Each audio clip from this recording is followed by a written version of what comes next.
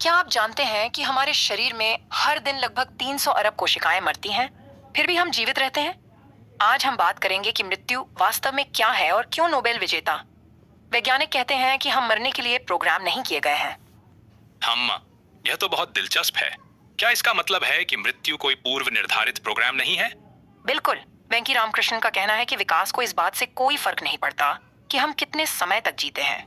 उनके अनुसार प्रकृति का एकमात्र उद्देश्य है कि हमारे जीन अगली पीढ़ी तक पहुंच जाएं। तो फिर हम बूढ़े क्यों होते हैं और मरते क्यों हैं? देखिए, यह एक विरोधाभास है। जो जीन हमें बचपन में जीवित रहने में मदद करते हैं, वही बाद में उम्र बढ़ने का कारण बनते हैं। यह बिल्कुल वैसे ही है जैसे कोई मशीन जो शुरू में तो बहुत अच्छी तरह काम करती है, लेकिन समय के साथ खराब होने लगती है। और मैंने सुना है कि आजकल बाजार में कई ऐसी दवाएं आ गई हैं जो दावा करती हैं कि वे उम्र बढ़ने को रोक सकती हैं। हाँ, लेकिन रामकृष्णन इस बारे में बहुत स्पष्ट हैं। वे कहते हैं कि एंटी एजिंग और एजिंग रिवर्सल के अधिकांश दावे वैज्ञानिक आधार से रहित होते हैं। उनका मानना है कि हमें इन झूठे दावों से सावधान रहना चाहिए। लेकिन क्या वैज्ञानिक शोध से कुछ नई जानकारी मिली है? मैंने सुना है कि वैज्ञानिक कीड़े मकोड़ों पर भी अध्ययन कर रहे हैं। बिल्कुल सही। वैज्ञानिक छोटे जीवों का अध्ययन करके मूलभूत जैविक प्रक्रियाओं को समझते हैं।